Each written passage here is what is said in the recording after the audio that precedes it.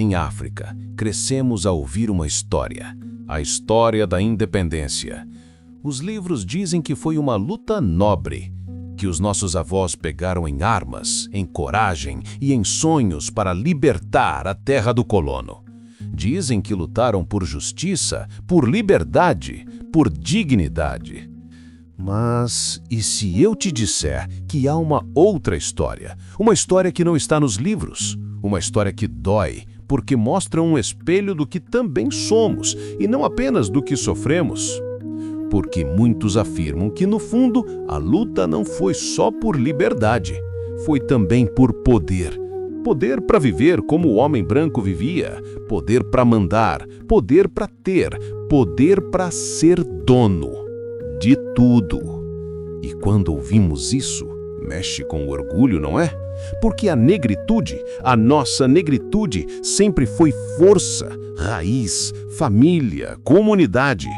Nós somos o povo que partilha, o povo que cuida, o povo que canta mesmo com o estômago vazio. Então, como é que chegamos até aqui? Como é que alguns dos nossos líderes, os mesmos que gritavam liberdade ou morte, hoje têm mansões na OPA, contas em paraísos fiscais e guardas que nem cumprimentam o povo? Imagina, um jovem africano de 1955, magro, com camisa rasgada, mas com olhos de fogo. Ele acredita que está lutando para que o seu povo viva melhor. Ele acredita no amanhã.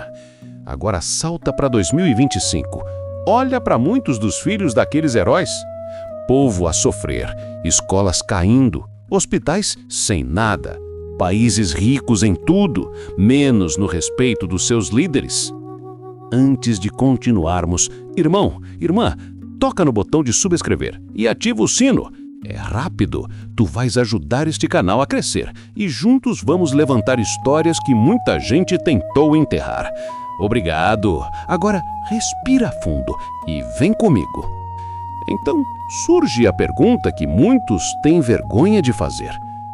Será que a independência realmente foi uma libertação ou apenas uma troca de mãos no poder? Eu não estou aqui para atacar ninguém. Eu estou aqui para contar histórias. Histórias que doem, mas que curam. Porque a África só vai andar para frente quando tiver coragem de olhar para dentro e dizer a verdade mesmo que queima. E se você é africano, se tem sangue negro nas veias, tu sente isso, tu sabe. A ferida está aí, mesmo que ninguém fala. Na próxima parte, vamos entrar no coração desta questão. O que realmente aconteceu durante a luta de independência? Quem lutou por liberdade e quem lutou por uma vida parecida com a do colono? E, acima de tudo, como é que isso moldou o destino dos nossos países até hoje?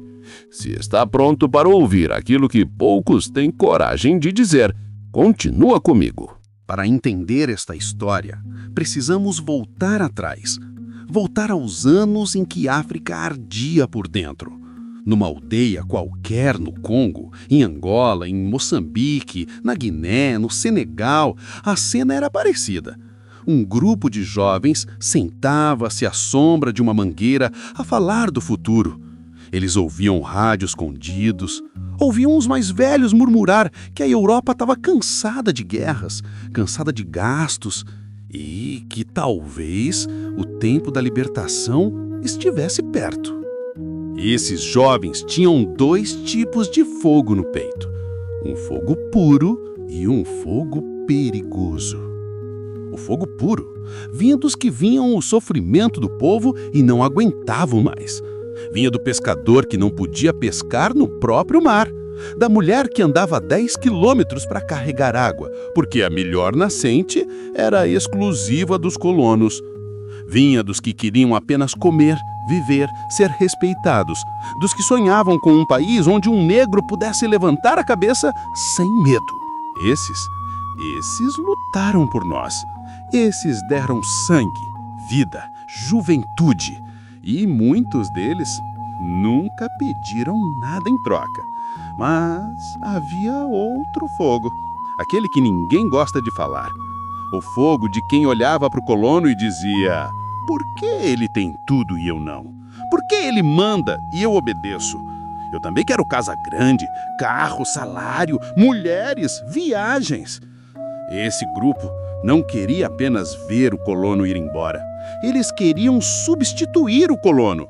Entrar na mesma cadeira, beber no mesmo copo, mandar com a mesma força. E a verdade difícil é esta. Os dois grupos caminharam lado a lado. A bravura de uns escondia a ambição de outros. Quando finalmente a independência chegou, não houve um momento mágico onde todos se abraçaram e disseram: agora vamos reconstruir a nossa África. Não. Por trás dos discursos bonitos, começaram lutas silenciosas. Quem ficaria com o poder? Quem controlaria o exército? Quem administraria as riquezas? Quem teria o mesmo estilo de vida que antes era exclusivo do colono? E assim, muitos dos que gritaram liberdade ou morte começaram a afastar quem discordava. Alguns até eliminaram antigos camaradas. E quando as portas da Europa se abriram, muitos correram para lá. Países pelos quais juraram morrer ficaram para trás, enquanto eles compravam casas em Paris, Londres, Lisboa. E o povo? O povo ficou com a esperança partida. Ficou com estradas por construir, hospitais por equipar, escolas sem janelas. Ficou com a frase que dói até hoje: mudaram apenas os rostos, não mudaram os sistemas. Quando falamos isso, não é para diminuir a luta, é para honrar quem lutou de verdade e para expor quem transformou a independência numa oportunidade pessoal. A ferida só pode ser curada quando é mostrada. Agora que sabemos que nem todo mundo lutou pelos mesmos motivos, temos de olhar para a consequência disso. Porque a forma como os líderes lutaram determina a forma como governam. E é por isso que muitos países africanos, mesmo ricos, continuam pobres. E é por isso que muitos líderes, mesmo africanos, governam como colonos, só que agora o colono tem a nossa cor. Na próxima parte, vamos falar sobre o que realmente acontece depois da independência. A corrupção, a fuga de capitais, a destruição moral e a esperança que ainda existe. Porque, irmão, a África ainda não acabou. Nós ainda estamos aqui.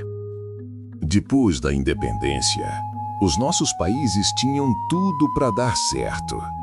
Terras férteis, rios infinitos, petróleo, diamantes, ouro, gente inteligente, gente trabalhadora. Mas faltava uma coisa: caráter no poder. E quando o caráter falta, todo o resto começa a cair. Muitos dos novos governantes não queriam ser servidores do povo, queriam ser donos do povo. Não queriam guiar, queriam ser temidos. E assim nasceu um tipo de líder africano que ninguém esperava. O líder que fala como irmão, mas governa como patrão. O líder que usa roupa africana nas cerimônias, mas tem filhos a estudar na Europa.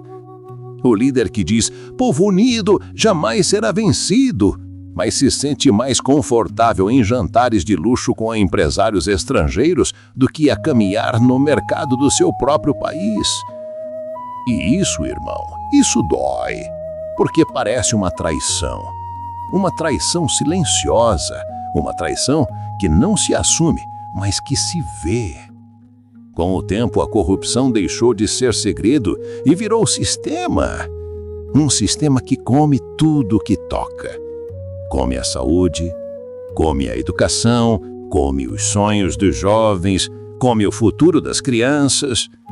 E o mais triste é que muitos dos que governam sabem que estão destruindo o país, mas continuam. Porque, no fundo, eles não querem um país forte. Querem um país fraco, onde eles sejam os únicos fortes. Enquanto isso, bilhões e bilhões de dólares saem de África todos os anos. Dinheiro que devia estar a construir escolas, mas constrói mansões fora de África. Dinheiro que devia equipar hospitais, mas vai para contas secretas. Dinheiro que devia desenvolver o povo, mas desenvolve o conforto de poucos. E o povo vê isso, sente isso, sofre isso. O povo, esse sim, é sempre fiel. Acorda cedo, corre atrás, trabalha de sol a sol, leva o país nas costas. E mesmo assim é o último a receber. Água falha, luz falha, transporte falha, oportunidade falha. Mas a força do povo nunca falha. E isso é algo que o mundo inteiro subestima. O africano é feito de resistência. Ele quebra, mas não cai. Ele chora, mas não desiste. Ele sofre, mas continua a lutar. Mas nem tudo derrota. Nem tudo é escuridão. Porque enquanto alguns destruíram, outros construíram. Enquanto alguns roubaram, outros serviram. Enquanto alguns fugiram, outros ficaram e continuam a lutar por uma África que ainda pode renascer. Na próxima parte, vamos falar da esperança. A esperança que nasce do povo, dos jovens, dos que já não acreditam em discursos, mas acreditam em ação. Porque, irmão, a história da África não acabou. A nova página começa agora.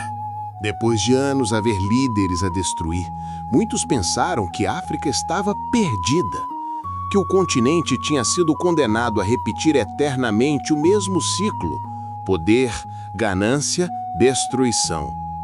Mas a verdade, a verdadeira verdade, é que a África nunca esteve morta, só estava silenciada.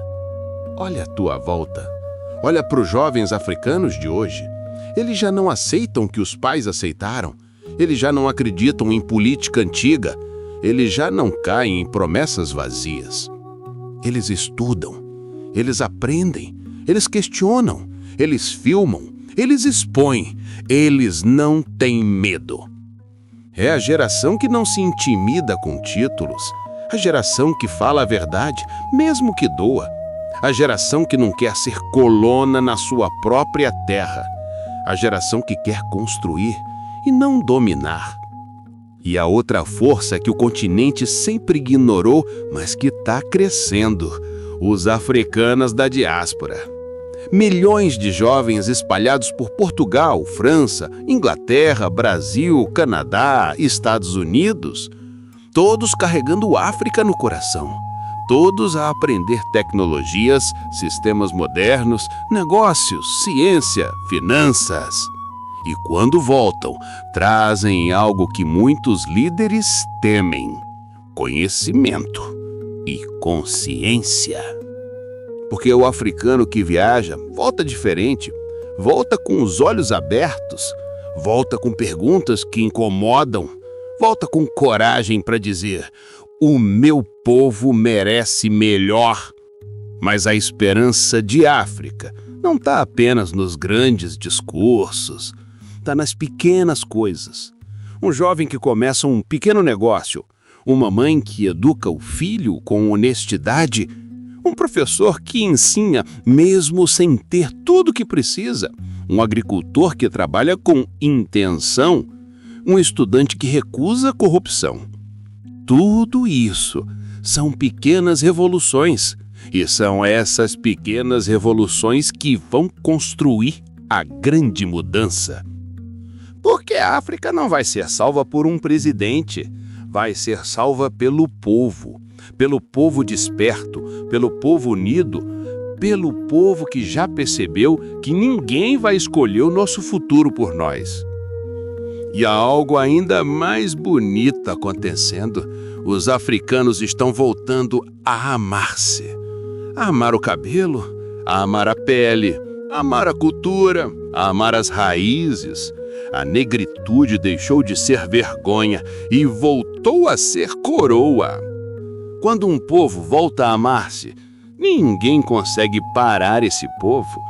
E esse é um medo de muitos poderosos. Porque quando o africano se levanta, quando ele lembra quem ele é, o continente inteiro tremelica.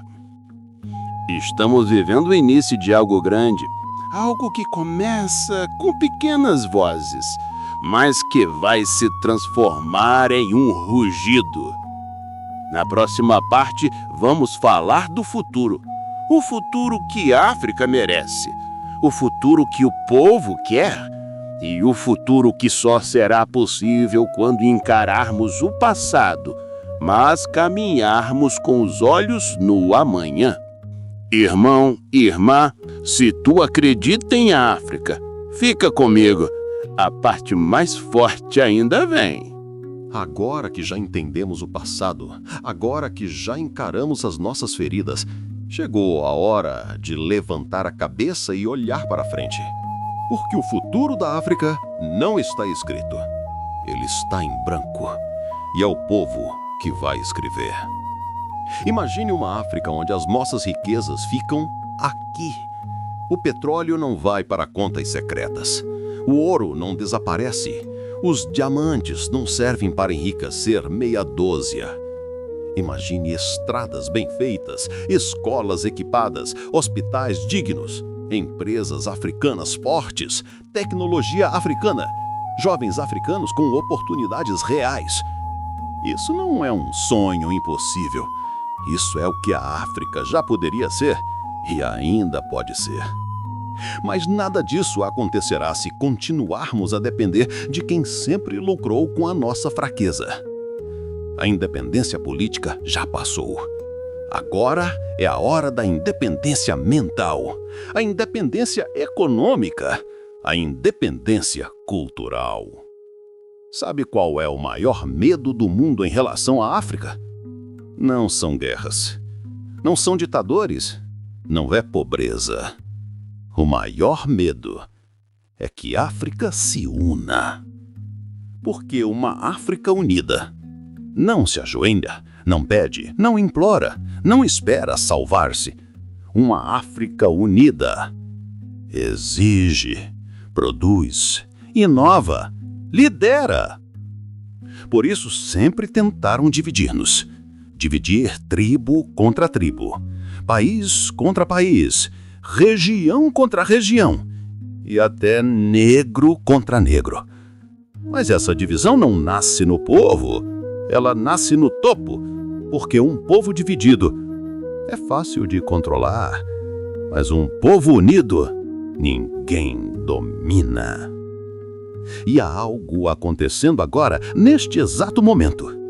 As pessoas estão percebendo que o poder não está no palácio presidencial, nem no parlamento, nem nos generais. O poder está na rua, está no mercado, está na aldeia, está na juventude, está nas mulheres que sustentam famílias, está nos trabalhadores que constroem as cidades, está nos estudantes que já não aceitam mentiras. E quando o povo desperta, ninguém segura. A mudança da África não começa num discurso, não começa numa eleição, não começa num ministro. Ela começa dentro de cada africano que decide dizer: eu não vou ser corrupto. Eu não vou aceitar humilhação. Eu não vou destruir meu país. Eu vou lutar por algo maior do que eu. A mudança começa quando um jovem escolhe estudar, mesmo com dificuldades. Quando uma mulher abre um pequeno negócio, quando um pai educa o filho a amar a África. Quando alguém diz: eu posso ser pobre, mas não vendo os meus princípios. A África do futuro não será construída por heróis perfeitos, mas por pessoas comuns, com coragem extraordinária. Por ti, por mim, pelo nosso povo.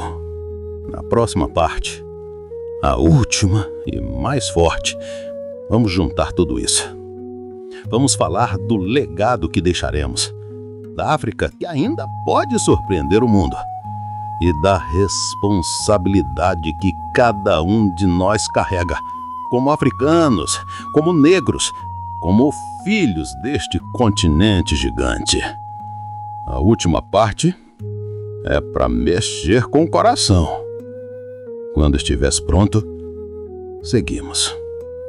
Se chegaste até aqui, é porque sentes África. É porque este continente corre no teu sangue. Mesmo que estejas longe, mesmo que o mundo te faça esquecer, mesmo que a vida te empurre para longe de casa, a África está em ti. E por isso, esta última parte é para ti. Nós herdamos um continente ferido, um continente saqueado, um continente dividido. Mas também herdamos coragem, força, criatividade e a alma mais resistente deste planeta. Os nossos antepassados lutaram contra o impossível, lutaram contra impérios, lutaram contra armas, lutaram contra correntes. E mesmo assim, continuamos aqui. Nós somos o milagre. Somos o que o mundo achou que não sobreviveria. E sobrevivemos. Mas agora, o inimigo já não é de fora. Ele não vem em barcos. Ele não usa fada estrangeira. Ele não fala outra língua. O inimigo agora é interno. É a ganância. É a corrupção. É a falta de consciência. É o desejo de alguns africanos de serem os novos colonos. E o que dói mais é saber que os maiores destruidores de África foram alguns dos seus próprios filhos. Mas aqui está o ponto que muda tudo. Nós somos da primeira geração que tem escolha. Podemos repetir a história ou podemos quebrá-la. Podemos continuar a fugir para fora. Ou podemos começar a construir dentro. Podemos ser vítimas. Ou podemos ser autores de uma nova África. Se esperarmos pelos líderes, a África não vai mudar. Se esperarmos pelos poderosos, a África não vai mudar.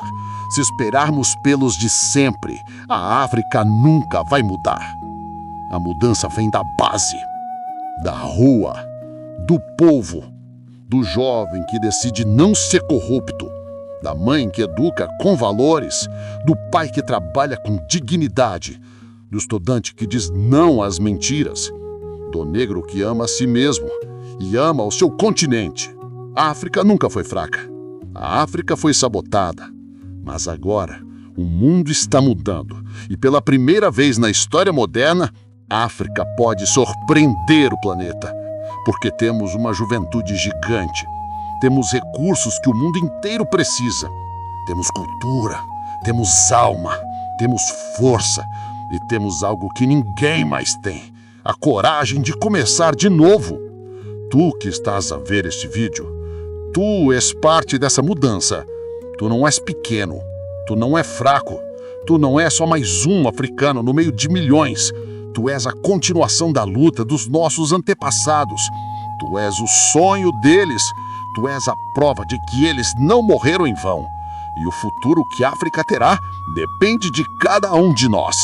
Um dia, quando os nossos filhos perguntarem o que fizeste pela tua África, que possamos responder com orgulho: eu tentei, eu lutei, eu não fechei os olhos, eu não fugi da verdade, eu não aceitei ser parte da destruição.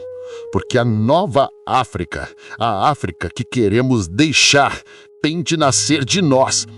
Que este vídeo não seja apenas um vídeo, que seja um despertar, uma semente, um grito silencioso que diz: a África merece mais, o povo africano merece mais, os negros do mundo inteiro merecem mais. E juntos, unidos, com coragem, vamos escrever uma nova história. Eu sou África. Tu és África. Nós somos África.